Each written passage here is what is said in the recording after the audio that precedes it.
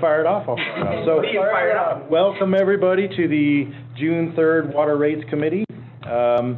Today we are here to discuss and go over the district's fee schedule. So, for those of you that aren't familiar, the district has a set of fees and rates in our rules and regulations that develop the cost of service for each of the side services we do. For instance, things like meter installs, raw water box installations, things like that.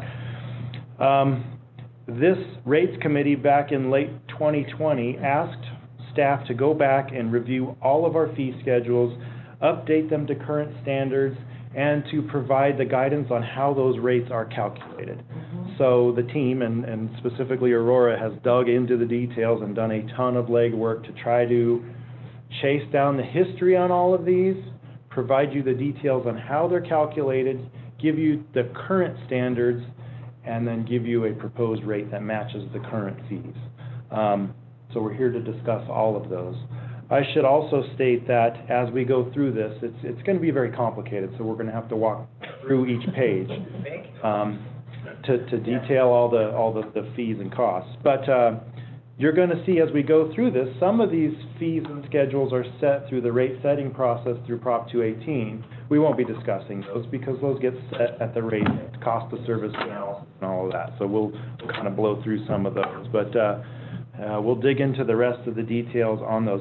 Once we get done and we get an accepted rate, we're hopeful that the board is in agreement that we should escalate these by CPI every year for the next 5 years after this, and then at the 5-year window when we set rates again, go in and update the analysis on current costs.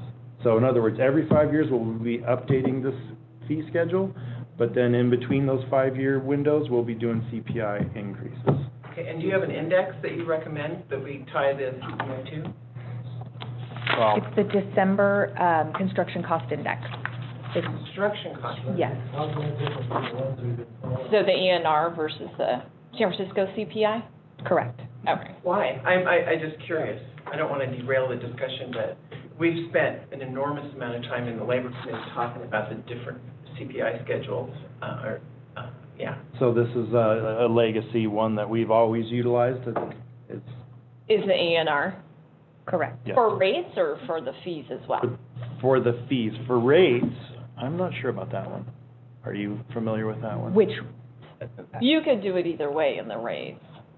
And I'll just apologize in advance. I haven't had a whole lot of time to dig into all of this. Right, so, of course. Yeah, so I might have some comments that are off base or that we're going to go in and look into a little bit more. And, you know, obviously they have the history and know. Yeah, on the subject of rates, that came up in the meeting with the effective about.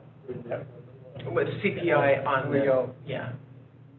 which do you do? Do you do a rate increase and CPI on top of that? So Or is that a double hit? historically, we've done these based on construction cost index. Many of the fees that we'll be looking at today are construction materials related. Right, okay, So building outlet boxes, installing meters.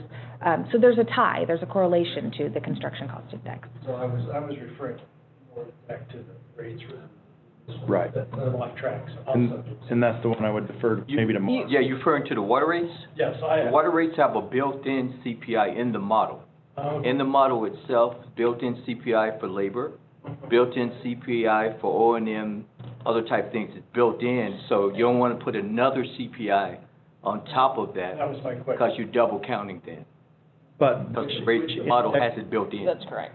which index are we using though for the? It's different. For the labor depends, index, yeah.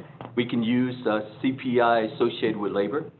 For materials, we use more of a CPI associated with Okay. materials, you know, Fair that enough. kind of thing. There you go. Perfect. Yeah. Got my answer. Okay. Yeah, there's a lot of different methodologies you can use for rate setting, but that is typically how you do it. So in a rate, you know, you're essentially looking at each budget line item and then applying the appropriate escalation. Overall, you do see expenses between labor and materials in any type of enterprise. They do tend to increase on average about 6% per year. So some people will do you know, a CPI plus a flat percentage, like plus 2% to kind of make sure you're always getting to that, you know, 6% or whatever the delta is. But in this case, as Chip was stating, it is, the ENR is also a very valid methodology to increase rates, specifically when you're talking about items, you know, such as connections and those types of things. So it just really depends on what each item is. Okay. Okay. Sorry for derailing. No, it's a good question. So I think at this point, we're ready to jump into the details. Now, we're gonna probably be bouncing back and forth between pages a little bit here. That's just the way this thing flows. But feel free to ask questions along the way, and I think at this point, I'm gonna hand it off to Aurora to walk us through. All right, so as Chip mentioned, there are several rates that are set using the cost of service and Prop 218 study. I've listed every schedule in the staff report so that we have an idea of how each rate is adjusted or recommended to be adjusted. Some of them, because we've divided the schedules in half, just for ease, some of them you'll see we'll be discussing at a future Water Rates Committee, I think later this month. It took us, what, an hour and a half just to discuss the number of rates. So to go into the details of each, we were afraid we might be here all day, so we split it in half. Necessary to have it be so complicated? We have a lot of rates. we offer a lot of services. It's pretty typical. Is it pretty? Yeah, it is. Okay. So typically what you'll see is any agency will kind of have what you're referred to as your master fee schedule, and you go in and have to basically fully cost load it from labor, overhead costs, materials, supplies, and so it is normal to have it this detailed. Okay. Can you turn your mic on for me? The microphone. I have to be coached all the time. All right, so you'll see that Schedule 4A, which is treated water connection fees, as well as miscellaneous meter service charges. We'll be looking at it at a future meeting. 4EI, those are the rates that you've been looking at in the water rates model. 4EO, again, rates that you're looking at, treated water rates that you're looking at in the rates model, those are outside district. No, wait, this says 218, but they're outside district. So does 218 apply for those things that are outside district? And I'm thinking like the city of Grass Valley, for instance. So City of Grass Valley municipal rate will be different. We'll look at that today. Okay. But these outside district rates for commercial and non-commercial accounts are a factor of the rates that you'll set through the Prop 218 process. So they're escalated by 25% because they're outside district. So Okay. we won't look at those. I've included 4G just as a discussion item. These are residential condominiums. They're very specific to a certain area. Again, those are set through the Prop 218 process because they are based on 4EI. So the first one that we'll really look at is the tank water or temporary construction water service, which is page 8. Minimal changes that we're recommending here. So the first is the deposit. We charge a $900 deposit when a customer checks out a hydrant meter. Okay, Aurora, I'm sorry, I'm not seeing at page 8. Mine goes to 9. On the back side, It goes 9, 10, then 11, 12. Page 8, so I don't seem to have that. There's 9, 2. Give me my master. I don't know. Do you have it? We are missing a page, I believe. No. 7 and 8, do you have a 7 and 8? Yeah, they jump from, we're just missing a page on the I think back. I'm just missing a. missing. And I'm sharing it as you know. You're missing 2 to 9. Oh, okay. Well, no, I have 2, which is where she's reading from in staff. But you're report. missing these 3, 4, 5, 6, 7, 8. Yes. This. Here's the whole packet. No. There's the whole, the item.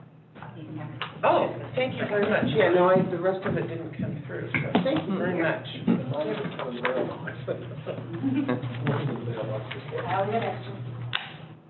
Oh, yes, here we go. Thank you very much. Thanks, Chris. Yeah, no, I did not have this. This always bails us out. and I should just take a moment to say, I apologize if I'm moving quickly. I look at these rates a lot, so I'm very familiar. So if I'm going too quickly or assuming something, please let me know. Okay, so now we're moving to page 8. Page 8, thank you. And I'm following along, screen share, just so you know. Okay, Okay. thank you. So, as I was saying, when a customer checks out a hydrant meter to draft for construction water, there's a $900 deposit. Currently, a meter, to replace one of these meters, it's $775. So that deposit is adequate to cover renewal and replacement. So no change there. The big change here is that we're recommending that we eliminate the difference in billing between treated water and raw water. Ultimately, staff would prefer that customers draft from a hydrant. The canal flows are set specifically for customers who are purchasing irrigation water, and so at times when someone drafts from a canal, it causes issues further down the canal. So if we consolidate that into one uniform rate, then it'll encourage people to draft from hydrants. So typically, tank water permit people come in, they get a hydrant from, or a meter from us, they ask what hydrant to draft from. Occasionally, they ask what canals they can pull from, and we used to allow it. We don't recommend it because, as Aurora has mentioned, the canals are set. They're set for an expected flow throughout the day. If you have a tanker truck come in the middle of the day and put 5,000 gallons in the truck, the rest of the customers below that point are now shorted. So we would prefer that they fill from the treated water system from a hydrant. We just standardize upon that rate to encourage use. I see. Yeah. That makes sense. All right. So the treated water tank water rate is based on Schedule 4EI, which is inside district, commercial, non-commercial, and then they're charged 2.5 times that volumetric rate. So there would be no change to the treated water rate. We would just eliminate the raw water section of this rate schedule. And does that factor in the staff time to do a bill for small bill? Well, And I think that's why the 2.5% factor is in there, is it is a lot of staff time and work. You have to charge out the meter, you have to go make sure their truck meets the regulations. When the meter comes back, you have to test it and make sure it's all on the up and up. It's a lot more work involved in these accounts. Chip, someone mentioned to me the other day in one of the many meetings that do we have a problem with people stealing water out of those hydrants? Construction people do. That is a great question. I can't say with any absolute authority that, yes, it's happening at an astronomical rate. It's happening, yes. At what rate, it's very hard to determine. So we don't have a way to tell, like, if there's a big draw? Well, yes, we do at certain locations. We can see the meters at the treatment plants peg out. There's just various locations where we can track it, but it's hard to determine where there are legitimate pulls and non-legitimate pulls. But the meter could just trigger the same gauge as the treatment. Yeah, I'm looking forward to the day they develop a hydrant meter that is GPSed. I don't know why they don't have that yet. So you know where the meter is at all the time. I'm telling you. So there's that. I lost my train of thought. I'm sorry. Usually word gets out in the construction industry, you catch a few folks. Yeah. Well, it came from the construction industry, I was asked. It's more off the one-off people as opposed to your big takers or granites or those kind of people. They're pretty good. What you end up having more often is people don't call in their meter reads. That's usually what a bigger problem is. So the other side of that is we do an annual audit on our systems every year, and we look at how much losses are in the system, and we're decent. I mean, we have losses, and some of it is definitely attributed to that, but it doesn't look outlandish in the general water world of average. Useful to know, thank you. So, yeah. and we have people that report when they see someone drafting from a hydrant. Customers will call in and say, I've seen this person drafting here several times a day, and then we'll dispatch a distribution operator to go out and just make contact and make sure that they are drafting with a permit. Yeah. Any other questions about this schedule? Yeah, I get it. Okay. Then we will move to Schedule 4I, which is off-rate charges for treated water systems. So when a customer has their meter off and locked, we charge them an off-rate, which is 75% of the fixed fee for treated water inside district or outside district, commercial and non-commercial, based on your size. This rate was established at some point by the rate committee The date is unknown. We're not recommending any changes at this time because this is, again, based on the cost of service and Proposition 218 process, as it is a factor. It's based on the base rate, correct? The fixed fee, yes. Fixed fee, yes, okay. 218. 75% of the fixed fee, and that's for us to continue to maintain the account and ensure that Sure. they're not taking water Capacity. unauthorized and we still do the meter reads. We still read the meter, renewal and replacement of the meter when that's needed, so. Yeah. Okay. The next one is a big one. This is the raw water service outlet installation charges, Schedule 5B, starts on page 10. So on page 10, you can see the current rate schedule. There are two different types of installation for raw water services. There's your standard raw water canal service box, and there's an orifice service in a raw water pipeline or manifold. So the first one that we'll look at is the standard water box installation. So what I've done here, I met with the maintenance department to find out exactly what happens when they install one of these boxes. So we've accounted for that labor, the materials. You can see the materials lists are attached. And then there's one variable, and that is the equipment group that they use. They use different equipment based on which canal they're on because of berm size, things like that. So in this case, I've averaged the equipment and then come up with an average cost, which was our goal as we looked at all of these different schedules, to try to capture a typical scenario.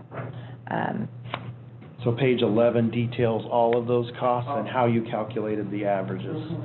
And then at the bottom of page 11, Aurora, it shows what, the actual rate versus the change in what we're proposing? Correct. So the calculated rate you'll see is highlighted at $1,554. The current rate is $1,316. So it would be an increase of just over 18% to the current rate. And how many accounts fall into this category? So in 2020, these are installations.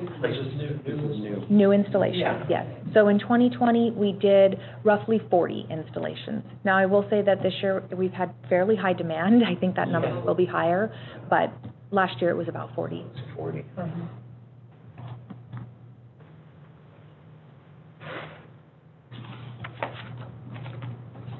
So as you turn through pages 12 and 13, you will see the materials that maintenance provided, and that's what's referenced on page 11. So good, though, to get down into this. I mean, had you guys looked into this at this level before? I bet. Not while I've been here. No. Well, And that's what I'm saying, is this is really a great thing to have gone through this exercise, so that we have some supporting documentation for what's really going on here. And I did look, last year when we went through these, I looked at when this rate was last analyzed, and it appears to be 1978. Yeah, that's not surprised. So it's been increased by construction cost index since then, but the last analysis was quite some time ago. Considering it's been that long, it actually tracked fairly close. Yeah, so what was the construction cost, what was the CPI? It was roughly? 1.6% last year. 1.6. I wonder what it will be this year. What, 10.6? Yeah, it's gonna be really high. It is gonna be really high. There's a huge labor shortage.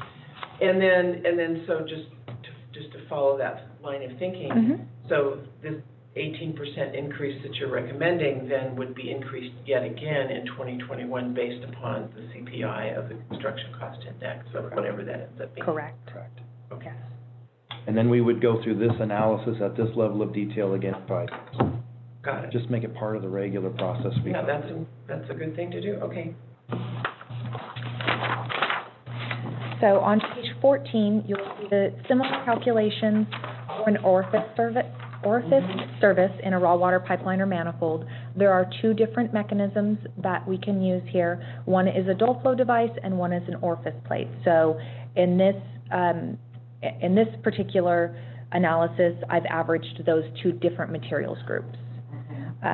This one actually comes out lower than what we're charging right now. So the actual charge right now is $1,219. The calculated rate is $1,160.50, a decrease of 5%. So then, would you be changing this rate to reflect the decrease that you? That would be the recommendation, yes. That's right.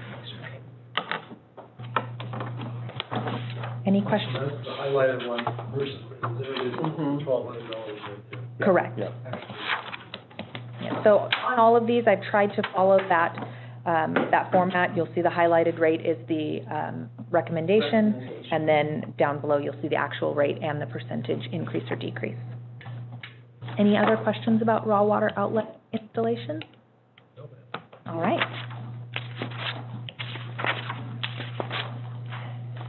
So, moving on to raw water service outlet periodic charges, Schedule 5C. So this group starts on page 23.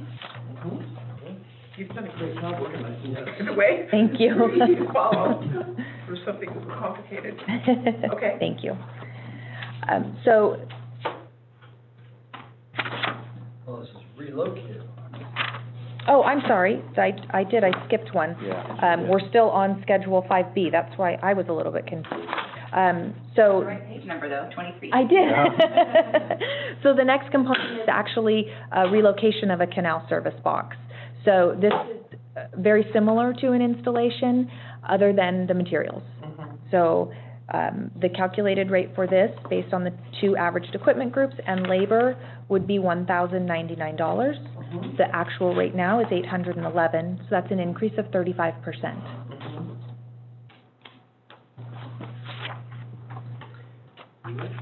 Everything with that? All right, so now we will move to 5C, the periodic charges for raw water service outlets. So there, 24. page 24. There are three different fees on this page. Currently, the district charges, when a customer is purchasing water, their account is considered active, they may have more than one outlet box. Yeah, like him. Right. Like me. Let's not point fingers. I apologize in advance. So currently, the rate is structured so that a customer would pay $48 for each additional outlet box, plus their water purchase and their fixed and volumetric fees. If a customer has an inactive account, they would pay $72, so they're not purchasing any water. They just pay a flat $72 per outlet box. What we looked at in analyzing this rate is, what are we recovering? This was a big question when we looked at this earlier. Basically, it's renewal and replacement of the box, as well as monitoring and annual maintenance of the box. What we determined is that those are virtually the same, whether the account is active or inactive. The big difference is that we don't change a screen on an inactive box because it's not necessary. We also looked at what is the average life expectancy of an outlet box and determined that it was about 20 years. So we have to take all of those things into account when we look at these active and inactive account fees. So our recommendation here is that we make this one uniform charge. Whether your account is active or inactive, you're paying the same fee. The box is still deteriorating while it sits there. Correct, Exactly. yes. And if you call 5 years from now, we need to have that box ready for your use. You'll see that it's a significant increase. We looked at the installation charge, and I should note that what I have noted here are based on the recommendations, the new calculated recommendations. So looking at the orifice service installation charge and the standard service installation charge and averaging those two, you come up with a cost of $1,357 on average to replace these boxes. Plus we added in a service call. Again, we'll look at this rate later, but this is based on the new recommended rate. And you come up, based on a 20-year lifespan, of a calculated rate of $181. It's a significant increase from the $72 inactive account fee and the $48 active account fee. Now, is this $181 per year? Per year, per box. Your rates are going up there, Mr. Beerman. Yeah. So I went through that. I won't go back and ask the history of, because I don't quite get the reason for the charge, but I'm not gonna go there. But that's why we're here, though, is to have those discussions, Well, right? So nobody's ever asked me that. I finally clued on, I've been paying my water bills forever, never paid attention. The fees, right. yeah. And I finally go, well, it's $48 every year. So in 2001, just so you have a little bit of history, this rate, the active account fee was set at 5% of the largest outlet installation fee. We don't know why. Some random calculation. I'm sure there was some methodology behind it. I don't know that it was the same as our thinking now. So again, our approach was to look at what are we collecting here? What is the goal with this fee? Why are we charging you $48 every year? And then I don't even remember if that's per box or one time for me. it's per additional outlet. So one outlet is, yes, The main one, so whatever one calculated, listed as the main one, is the other, others. Right. Bill's good. right. So if you have 4 outlets, Yeah. one is included in your fixed fee, and then you're paying $48 for Oh, so there's- 3 more. There's not a fixed fee on the other 4, on the other 3. Right, you're only paying one fixed fee plus your volumetric charges, and then your 3 additional boxes. Finally come. There you go. There you go. So the proposed rate that we're looking at now is essentially just paying for replacement of the extra box in the Yeah. future when it wears out. It's really good. That makes a whole lot more That makes sense. Yes, it does, okay. And for the service worker to check that box each year, Right. relock it. But you will admit it's a large increase for a lot of folks. So you may get some feedback on that. And again, this is all recommendations from staff. Ultimately, the board sets these rates, but we're here to give you the information on how the rates came about. Right.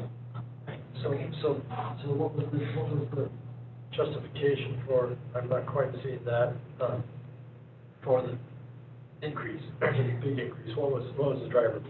So we looked at, every 20 years, we expect to replace this box, replace or renew this box.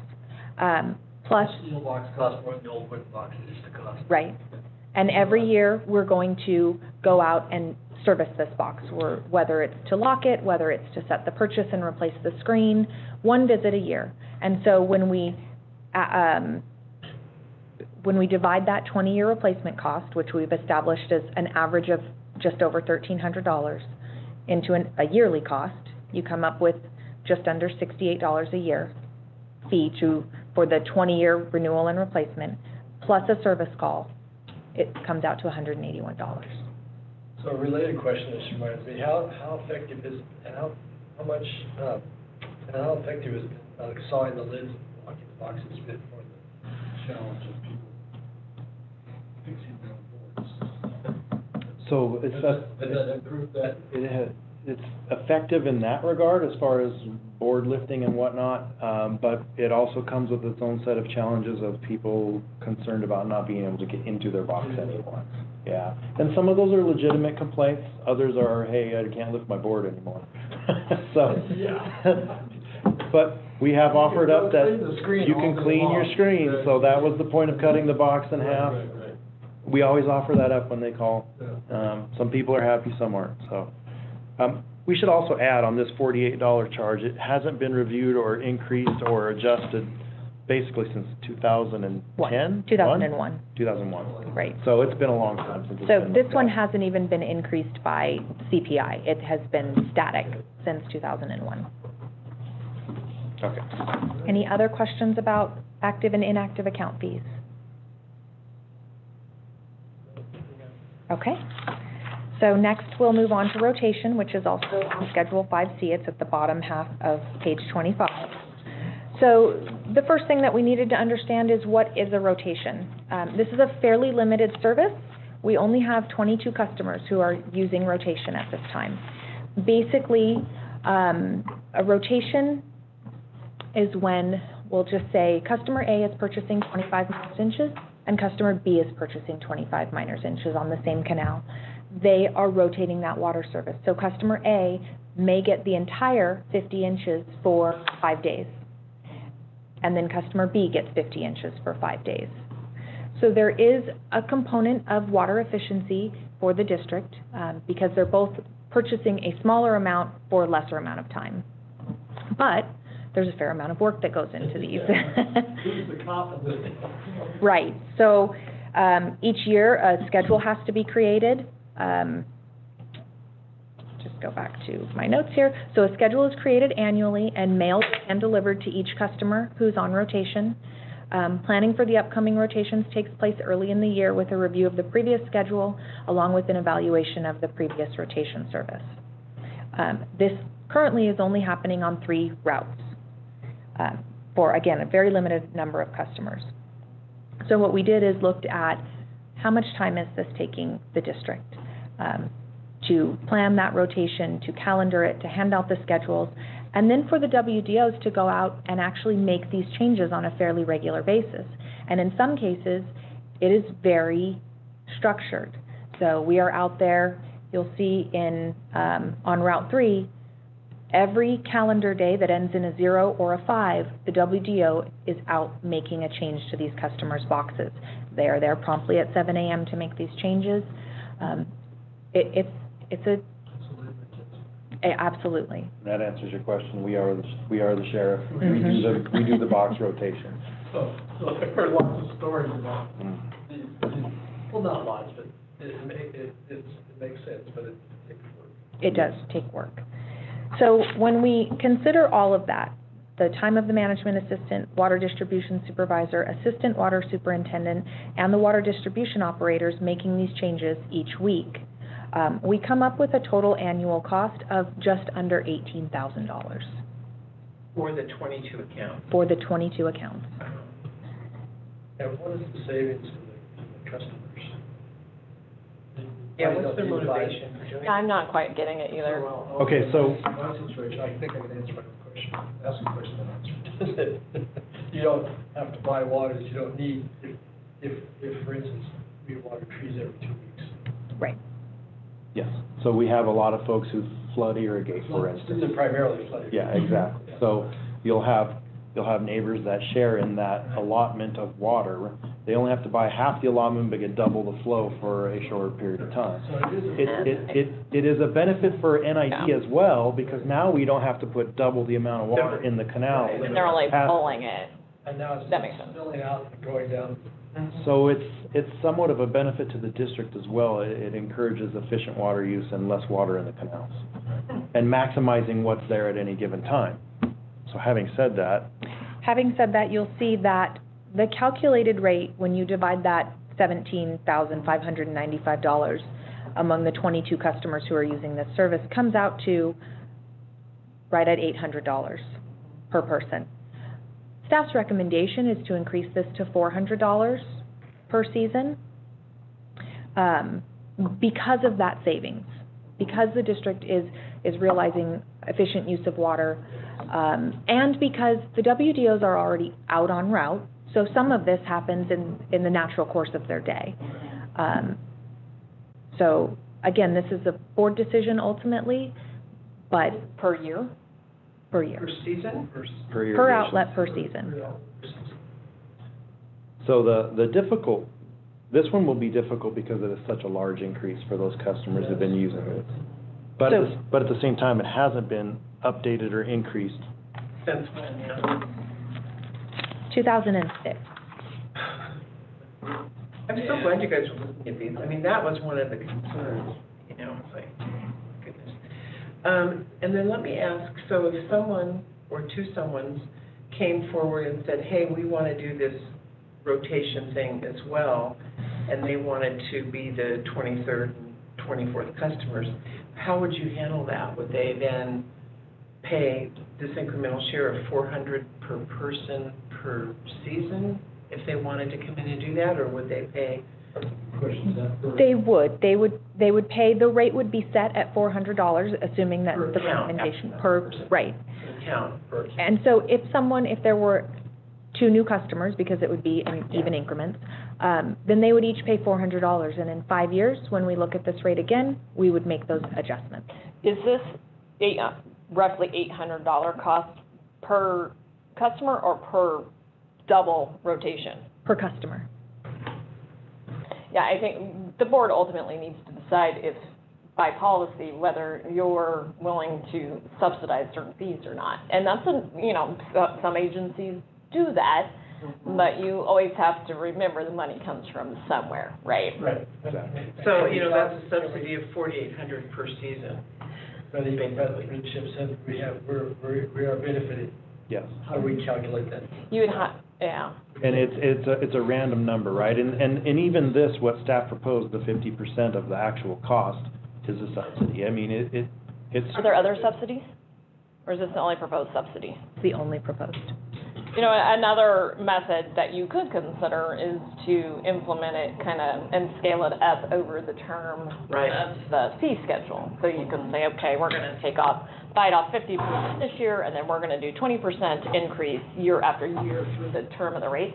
I would probably suggest doing that, because what happens is once you get into doing subsidies, right, then why aren't we getting subsidy? Why aren't we getting a subsidy? Why aren't we getting a subsidy? It just goes on. This isn't all that much money and all that big of a user base. I don't have a whole lot of financial concerns. But it's the precedent of It is. setting. It's a setting it. precedent. Yeah. So one way to handle it would be to scale those up over the term of the fee schedule. Mm-hmm.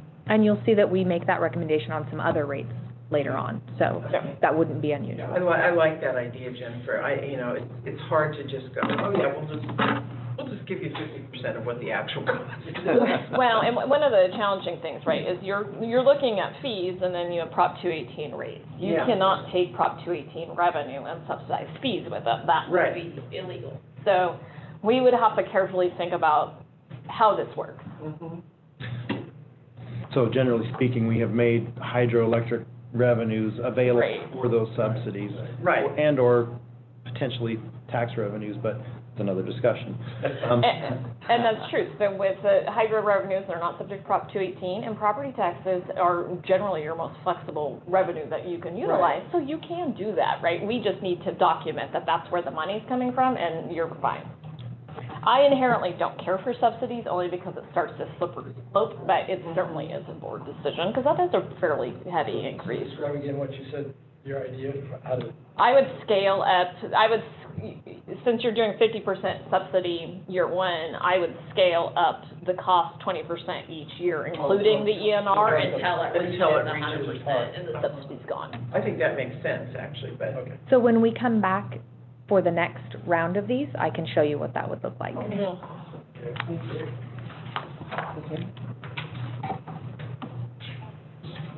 And I need to see this in action. Like this box moving thing. I need to see on a tour. Okay. All right. So that completes the raw water service outlet periodic charges. Next, we'll move to annual raw water service inside district. So these are customers primarily using service in-home, raw water service in the house. So it's a year-round service.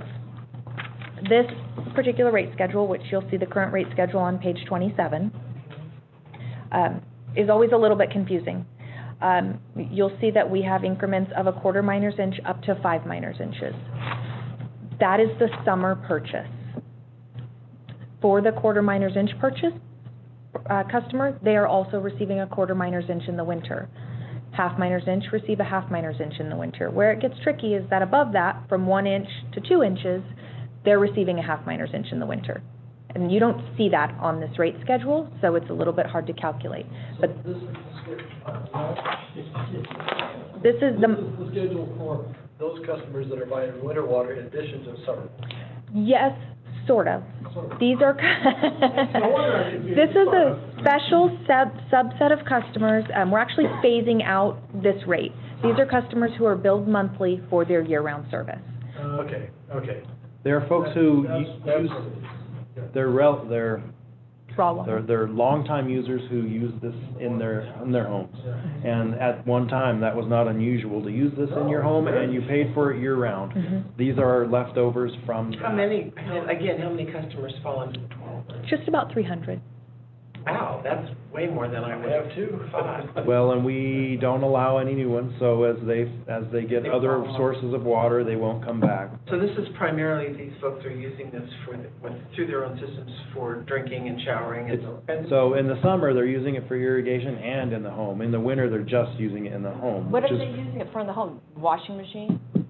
Yeah, bathing, things like that. They have to provide some alternative source of drinking water supply to us, so I provide proof of that to allow this to continue. We still have 2 houses. So most of these people are on a well. No, No. they have no other source of They water. have no other source. How are they doing drinking water? Bottled water supply usually. Have to have bottled water. Back in the day? Having only operated a potable water supply, it gives me a heart attack. Terrifying. I know. It's very terrifying. Came up to the hills doing Go on.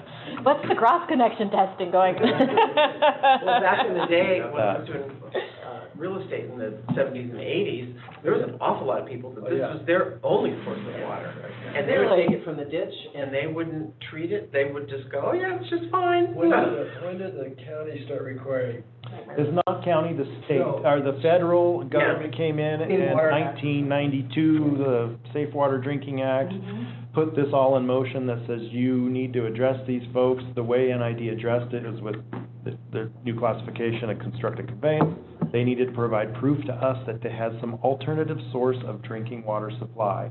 And if it was bottled water, you're supposed to provide us the receipts from your bottled water purchases. Well, didn't the county start requiring wells, new construction? Yes. Before that? I believe so, and I don't know when that did. And we don't let this occur anymore. No. Okay. So we don't let it occur anymore. Picking like brain eating So the amoeba. alternative was I know. well drilled. What is it called? Wells. Yeah. And these, There was a lot of Giardia around here for a while. these often fall off when a property sells. A lot of times, we'll find that these accounts fall off because Yes. they can't be financed without a potable source of water. You cannot finance these anymore. Learn But something they new used every to. day. They do. They used to. Those Do winters not. ago, you got, oh, NID water, cool. No, Okay, you just wanted to explain it. yeah. Okay, very good. So this rate is derived from a Prop 218. It's directly off of Schedule 5G. So we take the summer fixed plus volumetric and the winter fixed plus volumetric and divide it by 12. So no change recommended to this, other than we could eliminate the 5-inch increment because nobody's using it. We don't have any accounts at that. Well, it's kind of weird how we go 1, 1.5, 2, and then 5. Well, and oddly, so as I said, the 1, 1.5, and 2 are all receiving a 1/2 inch in the winter. The 5 was actually receiving 5 in the winter. So this is, That's a lot of. But they have been eliminated. but they have been eliminated, yeah. I would, if it's not allowing, I would eliminate it from the schedule. Yeah. Yeah. That would make sense. Wow. So Okay. when we move forward to the full board, we'll make that notation.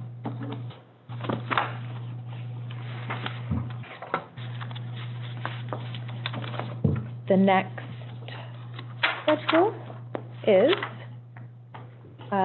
annual raw water service outside district, Smartsville only. So you will see on page 28, the current schedule. There are 18 customers who are served under this schedule. As you'll see, the rate is very low. There's a fixed fee each month of $2.51, and then they're billed $2.21 per 100 cubic feet.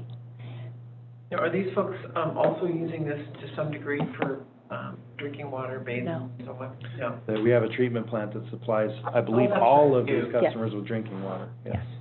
So why is their rate so low? Is this a RCO left?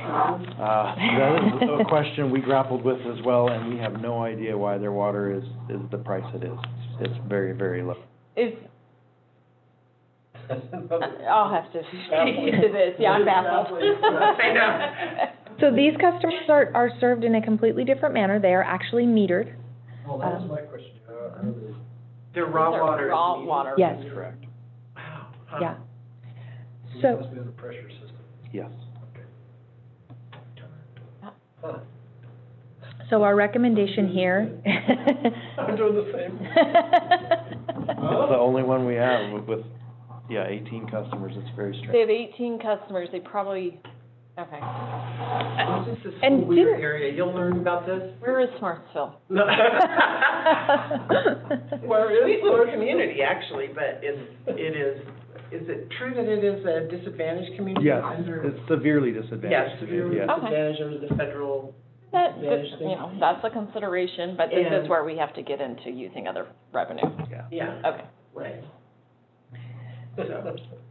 So again, these customers do have treated water, all 18 of them.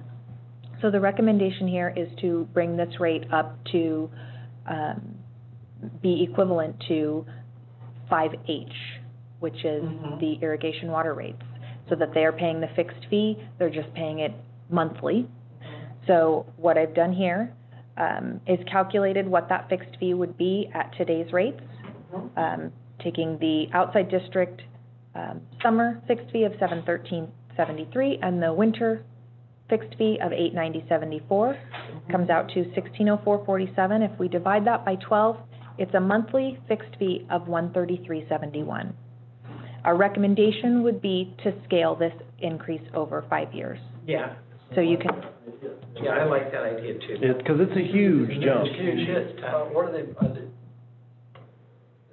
be small irrigators, is what they are. That's all they are. There's Landscape. they're very small properties, mostly. There's only a couple that are fairly When you're down large. Highway 20, just before you get to like the Hamilton-Smartville Road, kind of up more towards Penn Valley, you'll see a little sign that says Smartsville. It's just this really sweet little community off to the right of Okay. Highway 20. Just before you go to the river. Yeah, right, just before you head over the, So who's the oldest old guy that's still alive that we can ask this question? So I've been digging through the rates books to try to answer some of these questions, and I've gone back to 85. Yeah. It's about as far back as my binders go, and this rate is in there, and all it says is, here's their rate. So let me ask you on these rates where we're recommending an increase. At what point are you recommending that this take effect? so that would be up to the board. For ease, I would say January 1st. Okay. That's when we typically update all of the rate schedules. Okay. So that would be. Yeah, I was just trying to figure the timing so people could have adequate notice. Mhm. Yeah, you want to align it with your budget cycle, so Yeah, you're clear on the revenue. So as you'll see, the rate would go up each year, until in 2026, we match the fixed fee. right. So in addition to the numbers that you're seeing here, we would apply the annual rate increase as a dollar amount, not a percentage. It would be important to specify that so that we don't fall behind. How funny, only 18 customers. I would have thought there were more. So the plant itself has 42 connections. So not everybody that has treated water also has ag water. It's a very small group. Okay. Any other questions about this rate schedule? So although it looks like a very large jump, it's just now getting them to par with what everyone else is paying. And this had not been touched since when? So it was set, as far as we can tell, in 1985. It's been increased because it is based on, it's been increased at the same rate as the increase that's applied to the ag rates. Okay. But it's only gotten up to $2.51. Okay, thanks. I failed to mention the change to the volumetric rate. So right now, that would actually go down. They're at $2.21 per HCF. Mm-hmm. If you calculate the volumetric rate, and average the winter and summer, and then break that down from miner's inch to 100 cubic feet, it would come out to 12 cents per HCF. That's what gets them on par with all other raw water rates. So their base rate eventually comes up to what everyone else's base rate is, and then their commodity rate then matches the miner's inch rate. It looks like the volumetric rate on your schedule is different from the volumetric rate on the actual rate schedule. So on the actual rate schedule, look, you got 221, Mm-hmm. but on your example, you got 251.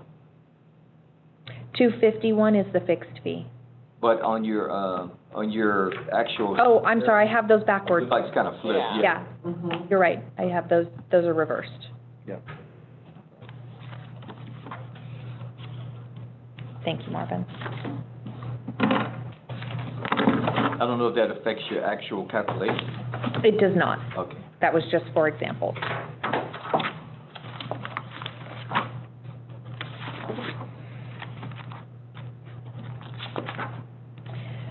All right, so the next rate, the next schedules in the complete fee schedule are 5G and 5H, which are the irrigation water rates inside and outside district, which you'll set through the Proposition 218 process. So that takes us to Schedule 5A on page 30, which is demand water. There's no recommended change here. We're just here to answer any questions. This basically is a water wheeling fee. This is very short-term purchases. So, for example, Give an example, yeah. a rice farmer might need to flood their field, so they ask for an additional infusion of water, let's say 20 inches for 10 days, Okay. in addition to their regular purchase. So it's And the, are these rates consistent with, I mean, have these rates been raised since the 80s or? so they are a calculation based on Schedule 5G and 5H. It's just a factor. So depending on how many days they're asking for water, Okay. Got it. and then they pay a turn-on fee or a turn-on fee and a turn-off fee in addition. Based off of the current schedule, not the newly proposed. Correct. This would increase once we, okay. Right. As the Prop 218 rates go up, so does this. That's Yeah. Okay. perfect. How often does this happen? For some customers every year. Okay. For Aurora's example is what we experience. We have some rice farmers that buy a block of water from us to flood the field, and then once the field's flooded, they pull back and go back to their normal rate. How does that work with the drought declaration if we don't have additional, you know, we're in stage 3 drought, for instance? Are they able to buy that block of water? I know there's a big. They don't have rights to the block of water, do they? They have the same limitations as everyone else, so, yeah, it would be very difficult in a year like a drought, mandatory drought, yeah. They would have an opportunity to go to the Drought Hardship Committee. Yeah. Uh-huh. I'll tell you, there's not a lot of people who use this, and that's a good question, so I'm sure we'll run into that at some point in time. Just curious. Chip, are these in-district customers or outside? Typically in. Yeah. I suppose they could be out. Yeah, There's nothing that restricts it. It's at the other than water district's discretion. availability. Right. Surplus. Next would be Schedule 5J. This is fall water. It's that block of water after the season. So typically October 15th through December 1st, it comes out to 48 days of water. On page 31, you'll see the current rate schedule. Right now, this rate is calculated, again, this is a historic rate, I'm not sure why. The daily per miner's inch per day was based on the 10 miner's inch seasonal rate. Our recommendation would be to change that so that it is based on the winter fixed plus volumetric daily rate. So it's a fairly substantial increase from $2.15 per miner's inch per day to $6.23 per miner's inch per day. Truly, this is a winter service. Every other customer who's purchasing winter water is paying $6.23. Right. So the reason the winter rate is so expensive or costs more for us is it costs a lot more to run the system. Anytime you have a storm blow in and your canals are running, you have to send a whole team of crew out there to pull all the spills, checks to prevent flooding. It just costs a lot more to operate the system in the winter months. And so fall encroaches upon that winter season, and we felt like they should be paying the same winter type rate. That makes sense. We've Now- also, Sorry, I should also mention, and I think it's appropriate given the year we're in, is that fall is not a guaranteed supply either. It's Good. authorized by the board every year, so, Right. per our rules and regs, Right. just an FYI. we've also recommended eliminating the minimum charge that you see on the current rate schedule. not completely sure what the logic was for that minimum charge right now based on current rates. Is it like just a turn-on fee or something? It's basically any customer who receives up to 3 minors inches of water during these, it's 47 days, pays that minimum fee. And then anything over that, they would pay the per minors inch per day. I don't know why. Does the minimum fee include a base amount of water? Well, it covers anything up to 3 inches. So if you calculate the $2.15 multiplied by 47 days, it comes out to less than $317 until you get over 3 inches.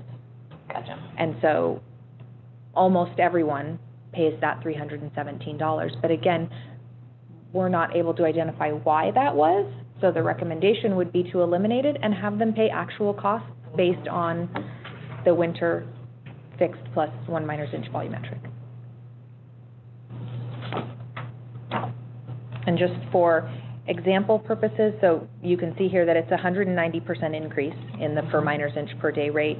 A 3 minors inch customer right now, based on current fee schedule, would pay the $317 minimum.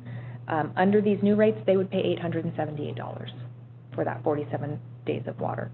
But again, that's equivalent to what a winter water customer would be paying for the same. Again, how many customers do we have that fall into fall water? I mean, last year we were getting requests all over the place. The last 2 years, it's been astronomical. The amount of these has just gone through the ceiling. I don't have the exact number with me, but in previous years, the demand for this service was really low, but falls seem to be getting drier, and the fire danger we've been experiencing has led to a large increase in requests for this service, following the Paradise Fire and those kinds of things. Yeah. And just to, so, and the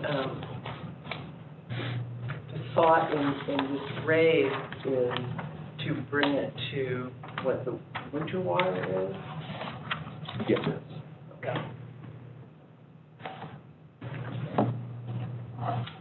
Any other questions about that one? Okay.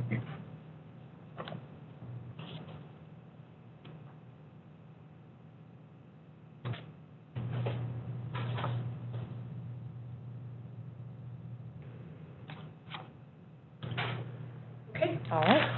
So next we will move to page 33. This is Schedule 5K, Intermittent Flow Irrigation Water. So right now, this intermittent flow is calculated using the volumetric rate only that's shown in Schedule 5G, which is based on Prop 218, divided by 9.07, because there are 9.07 acre feet in 1 minors inch per season, multiplied by 80%, which comes out to $29.68 per acre foot, and there's a minimum sale of 6.7 acre feet. So the minimum charge ends up being $198.86. What's the 80% factor? I don't know. Again, it's a historical rate. I believe that the goal, I don't know, I would be guessing. Different from demand. Intermittent flow are typically customers who are in a location where we can't guarantee a quantity of water.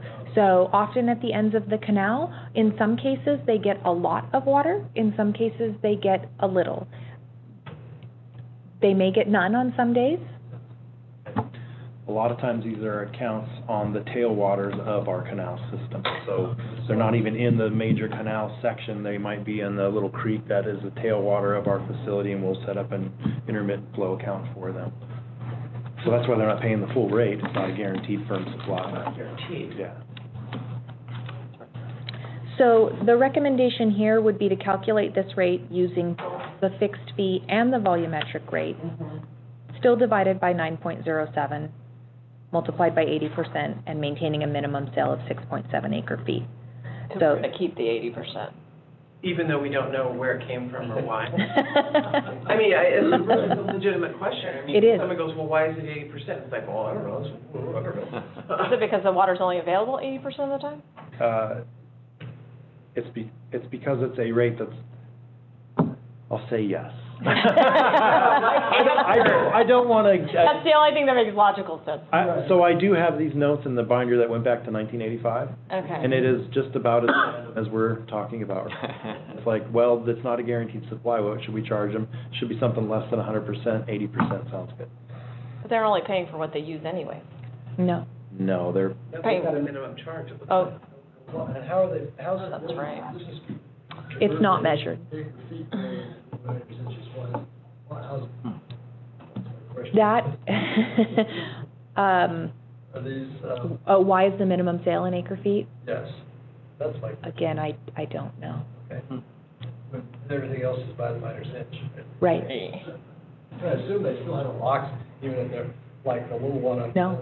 it's not metered. It's typically just a pump. It's Yeah. not metered, Oh, okay. so we don't know how much these customers take. Again, that's where some customers we know, just knowing the system, may get a lot of water. We know that that customer is pumping from this area, and there's always water there. There are other places where there's sometimes water there. Well, we So- do go out upon initial service and check and calibrate their pump, but we don't go back and check it every single year. So we do know roughly how much initially, but it's not something So we this, like, believe. I see one on Oracle Facts, where there's random, around state random, there's a pump in it. It's going straight down the hill like this, they've got a little. Is that a private pump? Well, yeah, so is that the kind of, that's what you're describing, is those kind of deals? Because you can see it from the road. In that particular section, probably not. We should look into that. I think I know where you're at. Right. All the rattlesnake ditches leaking on the drive. Got it. I think it's not rattlesnake, Sunshine Valley. Yes. Yeah, I got it. But I wondered then how that works on randoms. So random is still considered, well, that's a great question. Can you get waters, can you apply for water on a random? That's fine, I'll reverse the question. Yeah, that's a challenge for us, and it takes a visit to the facility to see how we put in, if we can put in a box, or if it's a pump account or something of that nature. Each one is individual, yeah, hard to say. We generally try not to. Okay, I'm assuming it's legitimate, because you visible road. Not necessarily, but anyway, I got off in the weeds. You're right by Orzali, right? Yes. Yeah, okay. Right. I know where you're at. All right. Now, Chip, this is our minimum sale of 6.7, right? Do we know if they're actually using 3 times or 4 times that, or we're not sure? Well, again, we go out when they first establish their account and rate their pump. And that's, so the rules and regs actually say that we can establish their sale based on several things: acreage, pump ratings, et cetera, with the minimum being 6.7. We don't go back each year and check to see if they have a new pump, if anything's changed. Once their account is established, it's pretty well set. Most of these accounts are paying the minimum. There's a handful that are paying more than that minimum 6.7. So it's kind of on their honor system. If they use more, they'll pay more. Has anybody ever paid more? No. I want to understand. They're not this one honorable more. or- This is- Yeah, the bottom line is, most of these locations, there's not gonna be a ton of water available because it's at the end of our system. Okay. So they're not gonna be able to pump like gangbusters and get acre feet and acre feet of water. Okay. It's fairly limited. That's generally the case. There probably are some locations where it's in a pretty free-flowing creek, but yeah, we wanna discuss it more, certainly. And there again, how many Challenging customers topic. we fall in this category? I We didn't can run a look at report on that one, I can look. It's just, The only consideration I would give is getting rid of the 80%. I just, Charge them what, 100%? yeah, So then what happens when, I hear you, what happens though it's when? voluntary. Yeah, because we have many locations where people are paying this rate, but they run out of water in July.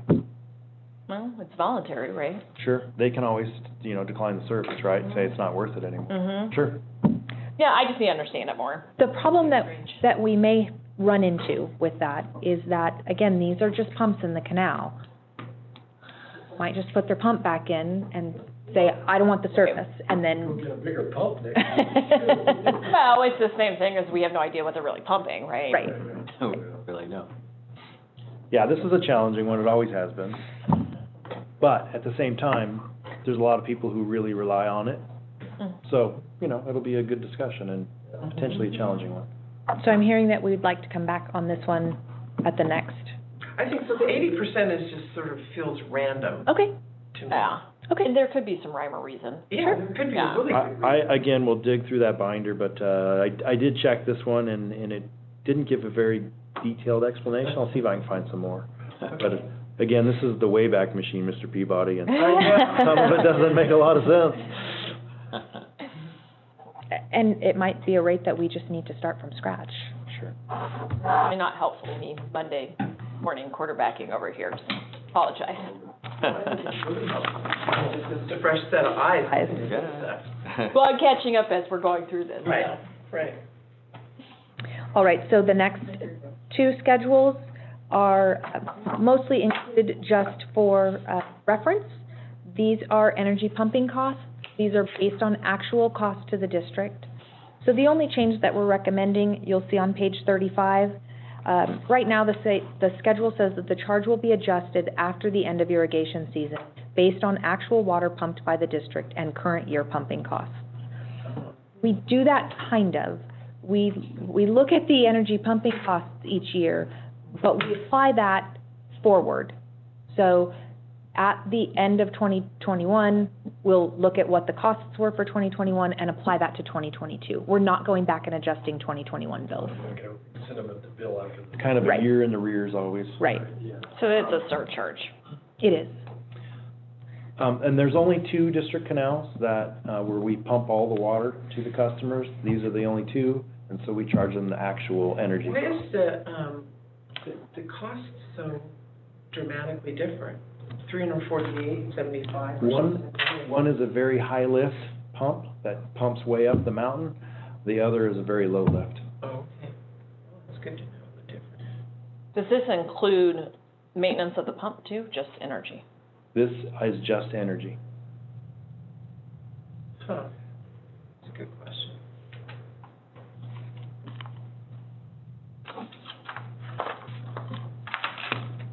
Any other questions about this one?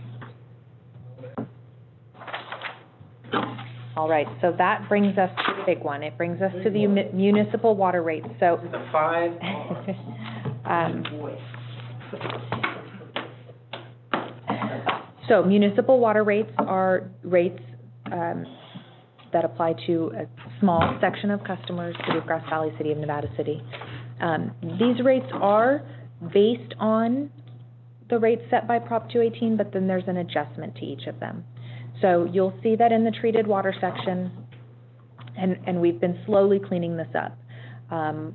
Right now, as you can see on page 36, treated water inside district lists a 4-inch meter monthly fixed service charge. That is directly from Schedule 4 EI, and a 4-inch double check valve, which is from Schedule 9C.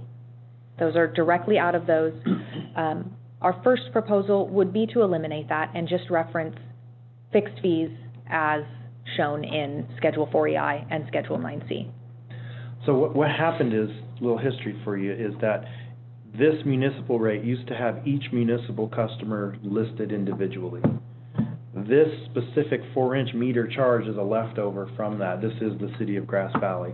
There's no point in spelling out each municipal customer on their own. We just need to say, here is our municipal rate. Here's our municipal treated water rate. Here's our municipal raw water rate, regardless of who you are. That's where we're trying Right. to head. So So we're if, going to try to clean that up. if we added a customer and they didn't have a 4-inch meter, they would still just reference the rate schedule, the 4 EI and 9C rate schedule applicable to their meter size. So then it would just be consistent. Right, and it's consistent now, it's just very defined. So if we added a customer and they had a 2-inch meter, we don't have that in here. So this is in reference to individual municipal water users with outside the district but inside the municipality jurisdiction. Right? Nevada City. Yes, Yes. correct. And actually, this one is not City of Grass Valley or City of Nevada City. This is Lake Vera. Oh. And we charge these customers directly? Yes. Okay. This is one of the areas I want to dive into. Sure, yeah. Okay. So, continue on. This one has some challenges too. So then, the volumetric service charge. This year, this has always been shown in acre feet because these are bulk water customers. We bill them in acre feet. But there's some question because it references, it's tied to Schedule 4EI, which is in 100 cubic feet. This year I added both.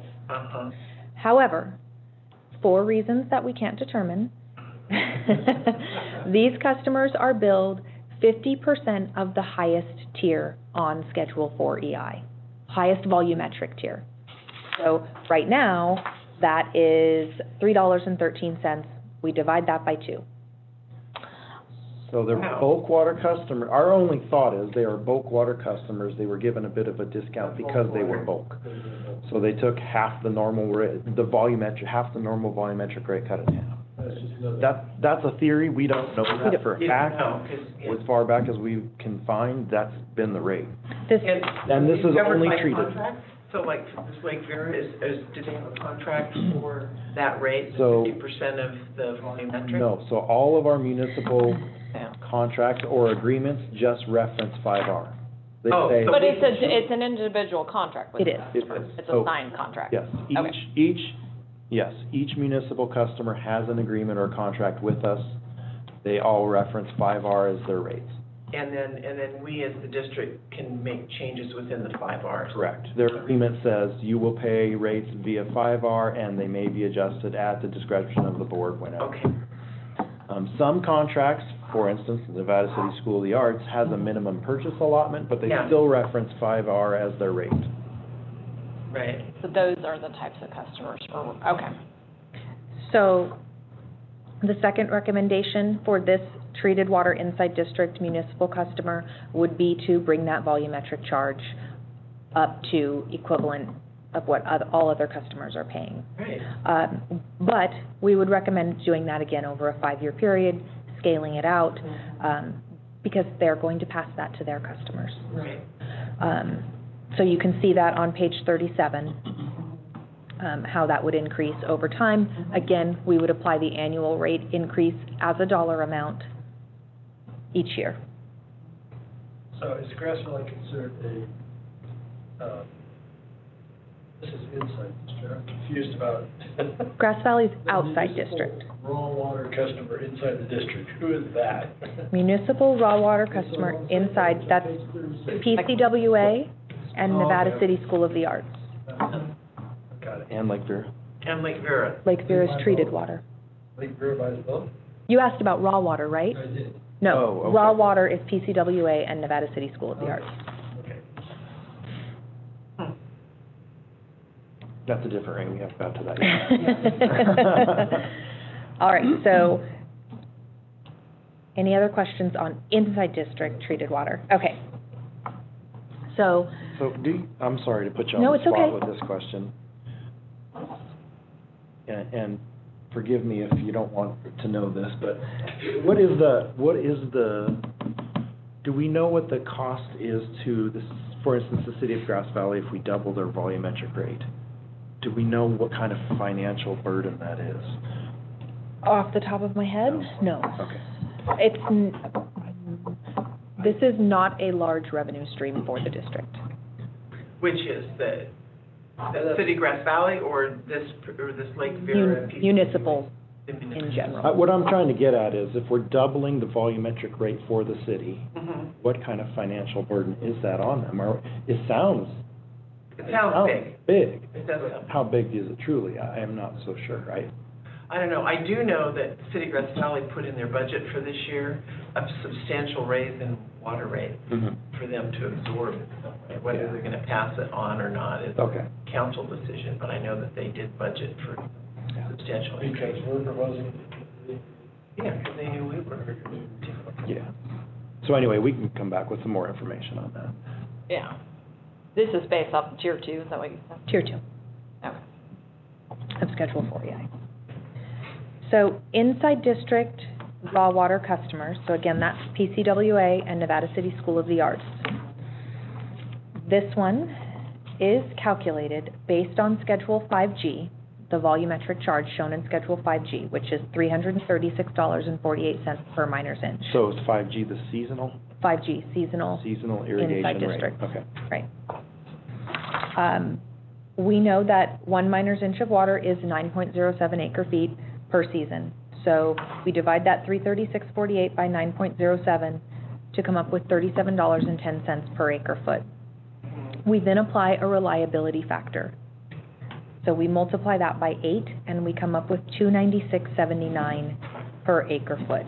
So these customers, while treated water is paying a fair amount less, these customers are actually paying a fair amount more for their raw water service.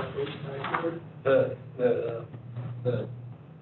what do you call it? Reliability factor. Reliability factor, where's the 8 coming from? That's gonna be the question, and that is another one of I just said those. that, because this is another one of those. So Yep. doesn't matter where it is. We are on 37. It's kind of hocus pocus. Are these customers, the ones getting the 8 factor, are they they're in district, out district? Inside district.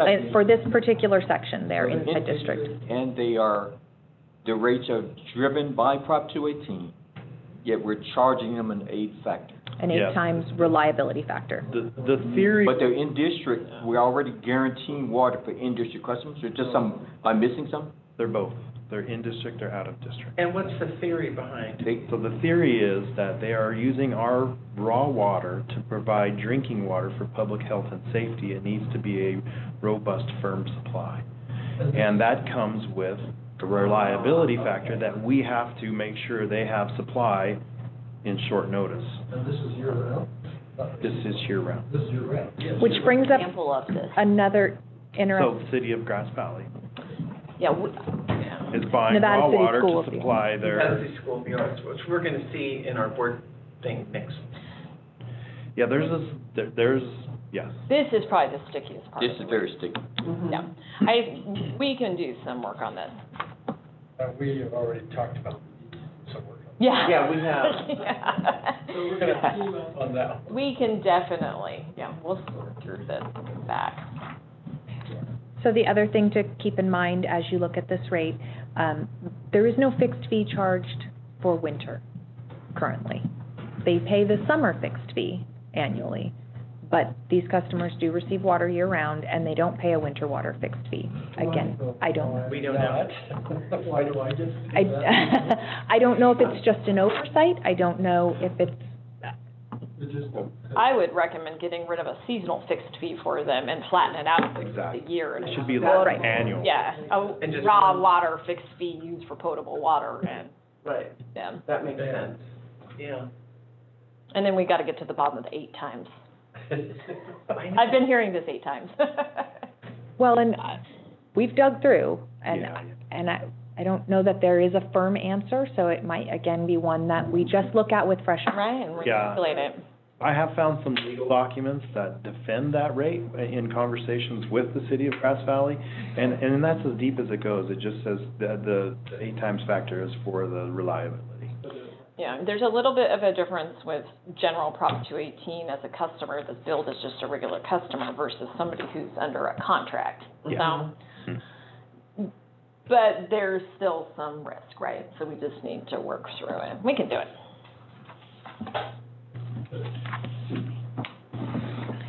So the second half of the schedule are the outside district rates. They're the same thing, they just reference the outside district rate schedules. So Right. 4EO and 5H. 4EO being treated water rates, and then 5H being seasonal irrigation rates. Right. But the calculations. The good news is that you can clean up the 5R rate schedule, and it's already tied to the current contract, so it would inherently clean the contracts up. Exactly. Correct. Well, that's good. Mhm. I think that's the beauty of just referencing one schedule in all It is, for contracts. sure. Yeah. Mm-hmm, mm-hmm.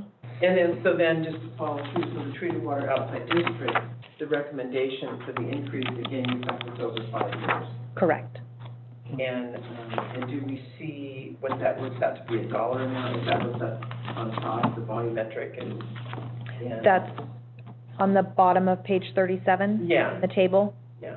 And then is there, again, a fixed fee that is applied here to the treated Yes. water outside district? Yes, so again, Seeing that, where's that?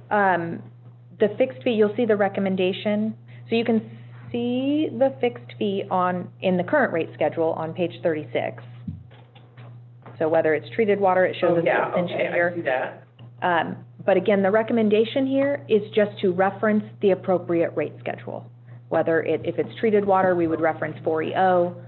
If it's seasonal irrigation. Got it, okay. And it's, so as we move forward to cleaning up the schedule and making it uniform, is it safe to say that we're just gonna have an inside district rate and an outside district rate, and it's just gonna be a 25% increaser, essentially? Right. Yeah. Do you have, when we get all done with this, have you been able to do the math about what additional revenue these rates bring? By, it's some estimate. So $5, or is it $500,000? Once this gets settled, then this would translate into, so we would go and fix the revenue assumptions. You almost have to do it in pieces. Right, you have to Okay. do it. Mm-hmm. I think Chip said, earlier, this, overall, this amounts to, is it 60,000 was the number I remember? I think when we initially looked at like some of the municipal ones, yeah, it wasn't a huge amount of change in revenue on the treated water side. The raw water side is different, that 8 times factor makes expensive water, and so there's quite a bit of revenue involved with that. Yeah, I'm always interested to see how our revenue is going. Yeah, and some of these are actual costs, right? So it's not Right. actually an increase in revenue, it's just catching up to what we should have been charging. Well, exactly, but, still there's an offset. Yeah. It's always difficult when you start talking about kind of normalizing rates, right? If you have to take consideration, if you take the 8 times off and make it more based off a cost of service, then your revenue model, it's like a pie Yep. somewhere, or you have to cut costs. Right. Right. Okay. Okay. Any other questions about the municipal rate schedule? I have a quick question. If everything is agreed to, will the Schedule 5R disappear, or will it still be there? It would depend on how you structured it. Well, I think it would have to still be there because the contract's reference. Yes. It's referenced, yeah. It would keep It may just be a reference back to another rate schedule. Okay. But Ideally, what you would do is that 8 times factor would be equal to the revenue you would receive if you were able to collect property taxes from them on a parcel by parcel basis, right? Yeah. Then you could make that. Yeah. Got it. So in the contract, in the 5R, you're referencing the rate schedule, but in the contract, you will reference the 5R, which references the rate schedule. Yeah, but the way I see it, Marvin, and that's a great point, Right. we're making it complex. Yeah, Maybe than it has the to. rate schedule in the contract. But I think You just put it in. referencing 5R on its own allows you the opportunity to adjust municipal rates as you see fit, separate from Prop 218 in the future. plus that would require rewriting all those contracts. Yeah. Mhm. Oh, The municipal rate itself is not a Proposition 218 rate. It's not a rate that's subject to that, because municipal rates are outside of the normal property tax-related fee. We can set our own municipal rate that does not have to have a nexus to 218, but it has to have some defensible reasoning of how we came up with the rate, for sure. yeah. Right. So I think leaving it at its own rate allows us to, in the future, if we decide to change these rates for whatever reason, maybe we make them cheaper because they're bulk, I don't know, having them as their own rates gives you that opportunity. That's true. What about attaching some sort of CPI increase to them? I know that they already are paying a service or, 25% or whatever, but does that also, it seems like it would be correct to have whatever the surcharge that everybody agrees on, and then add a CPI increase. So as long as we continue to base the base rates on our 218 rates that the board sets, They will escalate with that, Okay. and then we'll escalate those with CPI. Okay, got it. Yeah, so Because that it's track, Like 5R. yeah. Okay. Yep. Right. All right. There is one more, mystery rate schedule. Mystery. So I've grouped it here in municipal, you'll see it on page 38. This is a campground rate. It doesn't appear anywhere, it's just a calculation that's done annually. And put into the billing system, utility billing. Right now, the district is charging campgrounds. One is run by the district and one is run by a concessionaire.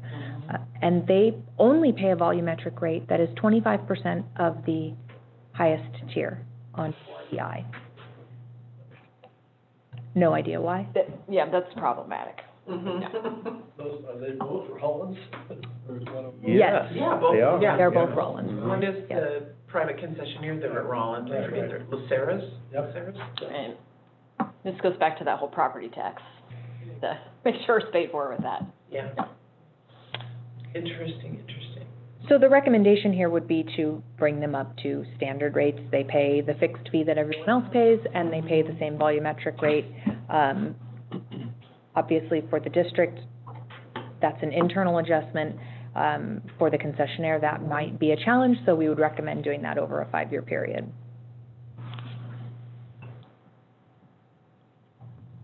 Our bills are going up to ourselves.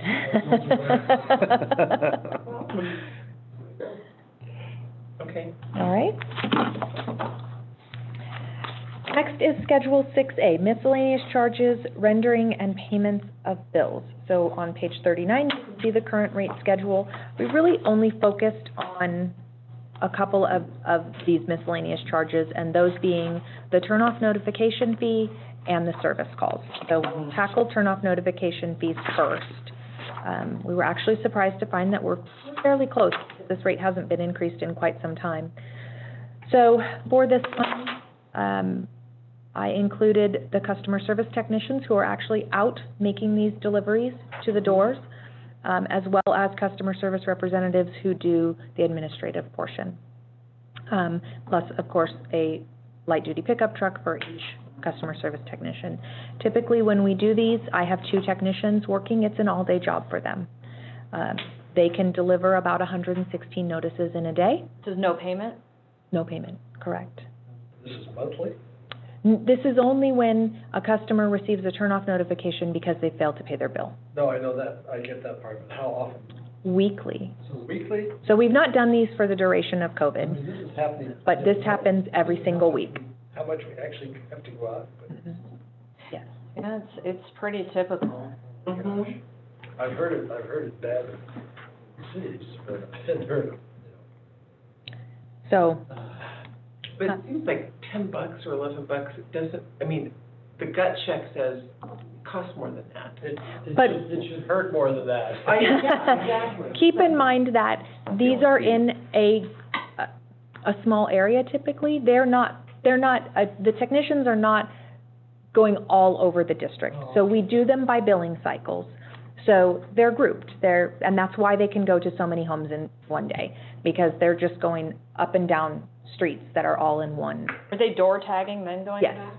they're door It's tagging. gone up $1. I can get $10, so it's gone up $1. Again, my gut check says this should be more than that.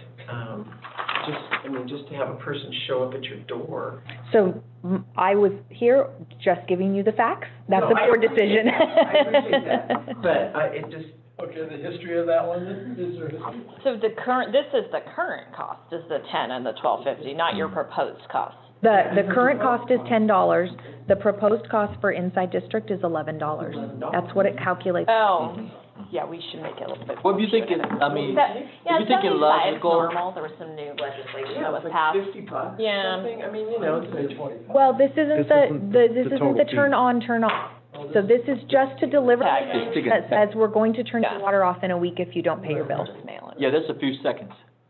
Just a Well, few there's- seconds perhaps. There's higher risk when you're having Few seconds. employees getting in and out of the Getting out car. of the car. Part of the insurance and- challenge is that a lot of people use the door tag as a reminder to pay their bill. Mhm. We can just go to a mailing, but we need to go back through the new legislation that passed. So we do a mailing, and we've accounted for all of that. We do, so with the new legislation, You don't have and- a door tag, right? we don't have to door tag.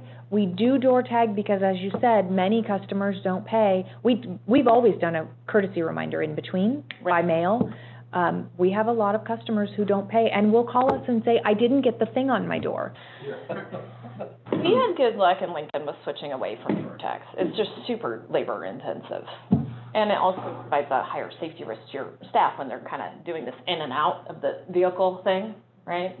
So, but you've done an analysis of the cost. Yeah, I mean, plus this is all the built safety into risk, this, right? when you Mhm. go to the store and they're not paying their bill. Okay. Usually they just. Yes, yes. 116 tags a day.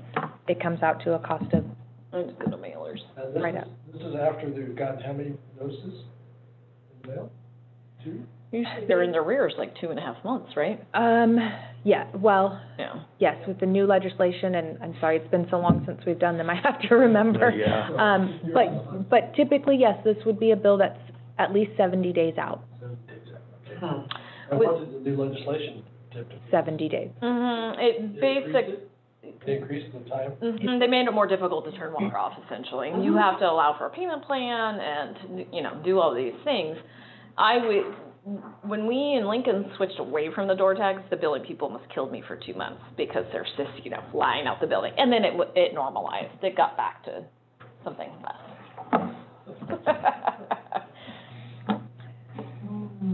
So again, this is not something we've been doing for over a year. Right, I did get my door tag. So I didn't pay my bill. Mhm.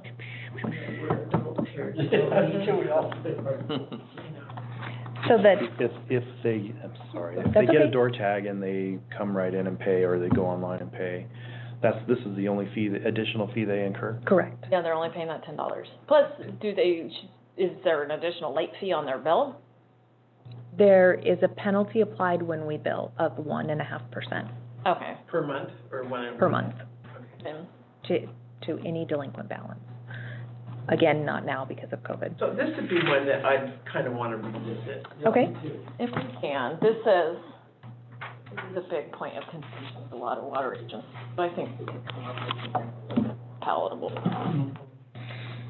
And then to Chip's question or comment, so what we're talking about here is just the hanging of the door tag, but what about the actual turning off, turning on? that's next. Oh, that's That was next. on that. Yeah, and just That seems reasonable. for to me. clarity on revisiting this, you'd like to revisit the process, not just the fee. Mhm. Correct. Okay. Yeah.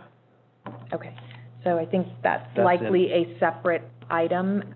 And we need to wrap our minds around what's going to happen after COVID, too. Right. So this is probably something we wouldn't want to modify from a process perspective until that shakes loose. Yes, and I will say, I think that's an adjustment of the actual rules and regs, because we Mhm. had to update that for the new. Correct. Yeah, so, Right. okay. Right. Yeah. I'm sure things are going to change against once that executive order Right. is lifted. All right, so the next one goes to your question about service calls, special service calls. So there are 4 positions that may perform a service call: a customer service technician, water distribution operator 1 or 2, or a senior water distribution operator. For the purposes of analyzing this rate, we averaged their hourly rate with benefits and overhead.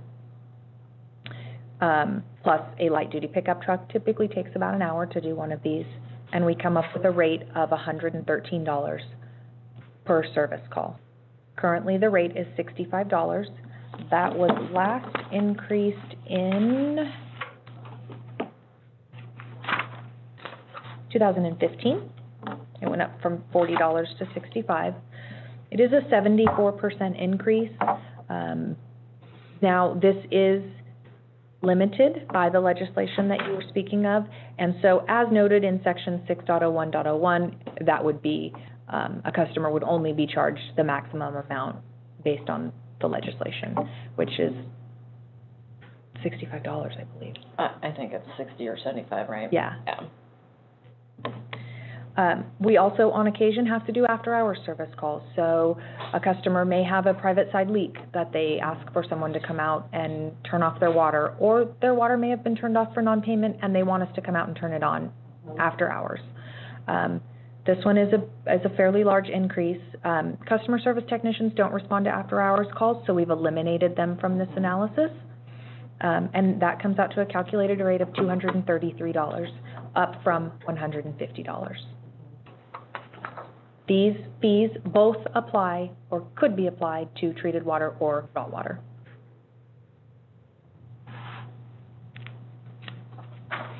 Let me go back just to that service call when you said you averaged the hourly rate. And maybe it doesn't matter because I'm hearing as the state just said $65 is it. But is it, when you do these service calls, do we have more of a WDO1 or 2, or like who actually does most of those calls? Customer service technicians. Oh, Most of these are incurred for non-payment, turn-off due to non-payment, and the customer service technicians do those turn-ons and turn-offs. I would say that, well, the distribution operators do the after-hours, because they're the ones that respond to after-hours calls. But during the day, more often than not, it's a customer service technician. Thanks. Any other questions about special service calls? All right. We're getting near the end. Really, this Of half of them. and the analytics are so good. The meetings, thank you so much. So next, on page 42, you will see private fire service installation charges. Staff's recommendation here is just to eliminate this. We don't actually do this anymore. We haven't done one of these in about 10 years. These are typically done by a private contractor. By permit. Yes. So our business services technician works with the private contractor, coordinates. We inspect, we plan check, at which they pay for separately. There's a mechanism, the deposit, and then I bill them monthly. But the district actually installing a private fire service, we just don't do it anymore, so the preference would be to not have it. We got plenty other things to work on. Yeah, no kidding. I agree. We don't need the responsibility for it. So it would include a small adjustment to schedule, or I'm sorry, rules and regs, section 8.05.02, and then just eliminate the schedule. Makes sense. So then we can move on to And on page 43, the private fire service, that also goes. yes, the whole schedule would just be eliminated. Which changes on. Yeah, and the language changes on page 44. Got it. Yeah, so 42, you see the current schedule that we would eliminate. 43 just gives you a little bit of what I just explained, and then 44 is the adjustment to the language. On page 44, you see the current schedule for district constructed mainline extensions. Again, staff is, I'm sorry? 45. 45, I'm sorry. Staff is recommending, as you can see on page 46, that we eliminate this. We just don't do it. We don't want to do it. Oh, wait, I thought we did do mainline extension. So you're thinking, I think, probably waterline extensions, district financed waterline extensions. We don't do them internally. They're typically contracted out. Somebody's requesting water. Yeah. Right. Line. Right. And those A are, developer or a hall. Like a developer. But what about, so we've got the DFWLE, district finance, and then we've got the other one, the backbone extension. Same thing. So- we also do the backbone? No. it's contracted out, and then those costs, I'm confused too. Aren't we doing one on Ridge Road right now? So Ridge Road is R&R, repair and replace. Oh, It's existing repair and replacement of existing Okay. facilities. This is about brand-new mainline. Bringing water to somebody who doesn't have So this water. is a developer who's doing a project. Somebody who's building a single-family home or a developer, Got it. commercial, they and want water. these were by the rules and regulations under 300 feet in length. So they're very small extensions. We have a mechanism, the TSL program, for customers to get water when an extension that small would be required. Anything else, like a district financed or a backbone, would be done by contract, and then those project costs are recorded and allocated to the parcels as they connect. it's abnormal to have this, to do this work yourself. So let me just ask, so Chip, we've been working on something for a couple of years here with Wilkinson and Pay. Yes. So they then would be taking these costs. They would do whatever piping costs, and they would do that. This would not be a district expense. That's correct. Okay. That's correct. It's just a They would pay actual costs for inspection, plan review, permits, Yes, they would Okay. do handle. all of that. I got it. All right. It's the only one I know that is hanging there. Still, Still. So the recommendation would be to just eliminate Schedule 10A, and then we would also eliminate Section 10.04 of the rules. okay. Nice job. Yeah, excellent job, very good. Yeah. Indeed. So that was half. Told you it was involved. So I have a couple questions though. So we went through a lot of details today.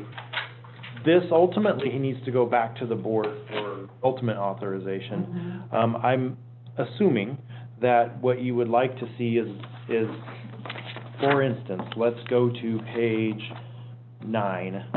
It shows our current Schedule 4I. Would it be helpful for us to provide you the current 4I, and then if we can, it doesn't always work out this way, and then a red lined column next to it with the new proposed rate? I think, Rather than attach all of this documentation to the right. board. I guess what I'm asking is, how would you like us? Your methodology, though, how you substantiate how you develop the costs, I think is helpful for the full board. It is. It is. I would recommend we go back and chew on a couple of these, specifically that 5R, and then come back maybe to this smaller group. I think that the full board, correct me if I'm wrong, might benefit. I know this was a little bit of a long exercise, but was very thorough and thoughtful Very and informative. and- I would suggest we bring it And back. made it clear the in ways background. that Okay, Yeah. I have never understood. good. And I know that other members don't I do understand. too. I think our trend shows that's why we did it. So I appreciate that, and Aurora did an amazing job. She did. My concern is that no matter how we bring this forward, you can't understand it just by getting the packet. It has to be explained. Well, we have to It does. go through like in a workshop format, Okay. like we talked about. Just want to make sure. Maybe we do the red lines and this. Yeah. So I will say that I started to do exactly that, redline rate schedule. It became very cumbersome to look at because there are a lot of changes. I'm happy to do it, but as I tried to insert columns and mark things up, it was a lot of red. So maybe what we do is we have the current rates, and here's the whole new rates, and you can Right. reference both Right. documents. Yeah, that works too, and I think your backup calculations are really good. I think it helps walk everyone through what it is. And Good. noting those, mystery numbers. Like, why 80%? Yeah, well, We have two 80%, one's a deduction and one's an increase. yeah, I'm not a fan of missing numbers, so we'll find some logic.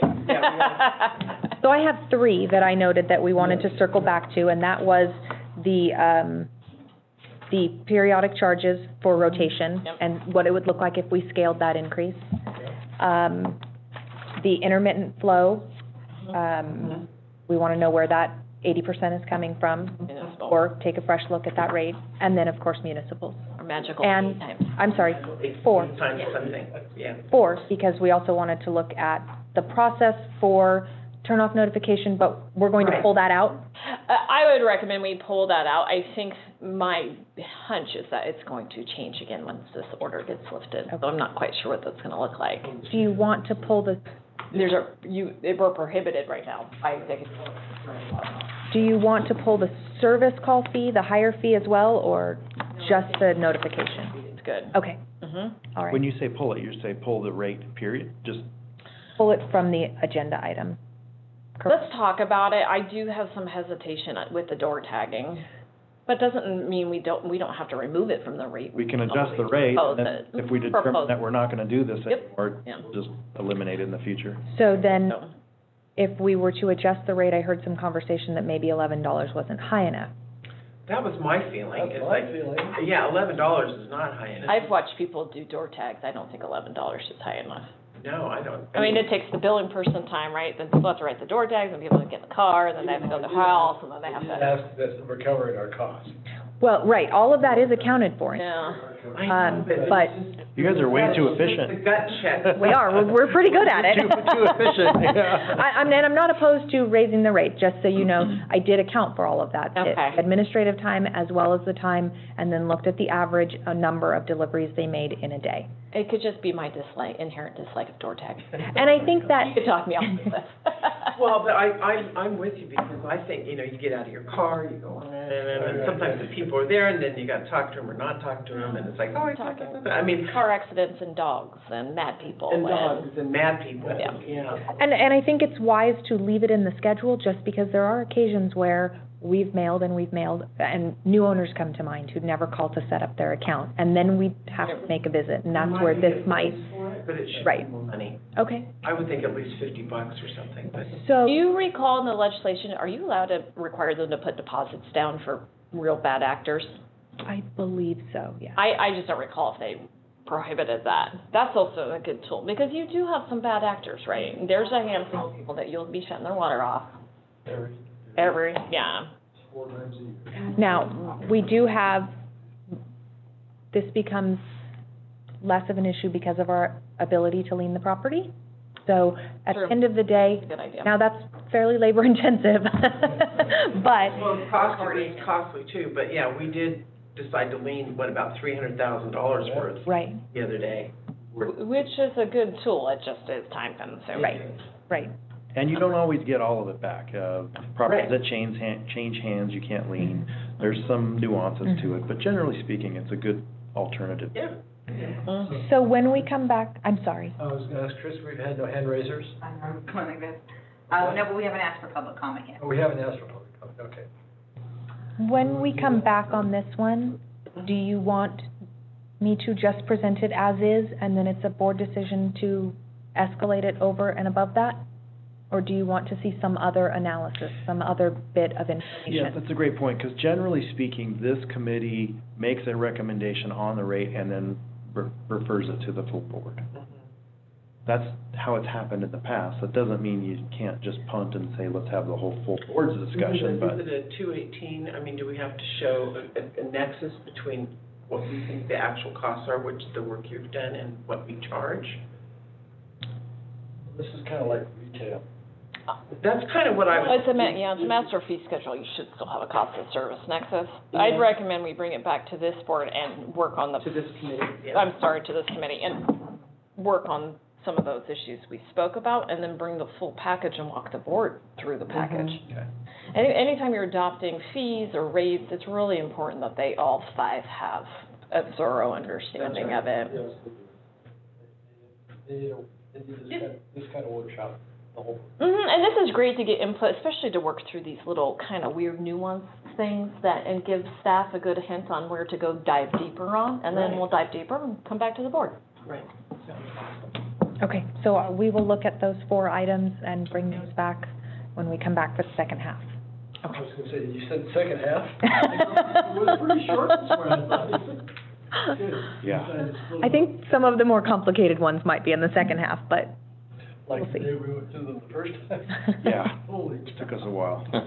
We'll get there. Oh, you mean there's a whole other half that we Yeah. haven't? Really? Treated water connection fees. Oh, right. Yeah. Well, we need to go through those. Would you like to ask for public comment? Right now. Yeah, I think we're ready, right? Ready for public. Okay. So for those out in the public, if you want to comment, please raise your hand. What is it, *6, *9, something like that? *9?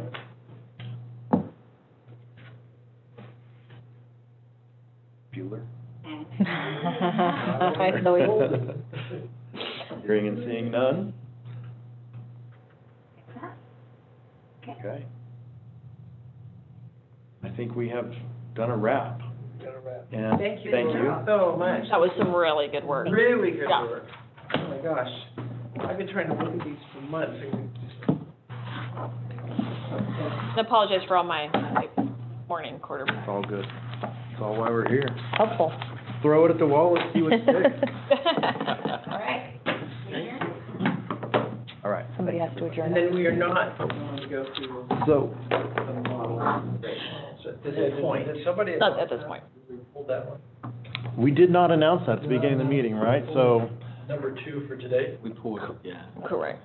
and then I'm assuming that will be re-agendized for the next rate committee meeting. Do we have a firm date for that yet? Did you- I would recommend we set the date in the near future. I'd like to just spend some time with the model. Okay. Okay. Do you want to set the date now while we're all here? I Or would, do you want to just let the board secretary? that would be, Yeah, Okay. I think, Okay, great. then we'll, Make a million calls. Well, no, it's all. she's good at it. so for those of you on the public, watching in on Zoom, our website would be a great place to monitor to see when the next meeting will be agendized, and we will, And if we'll they're on the update it. subscriber list, they'll be notified. There you go, perfect. Okay, Okay. so with that, we will close the meeting. Thank you, everybody. Thank you. Thank you.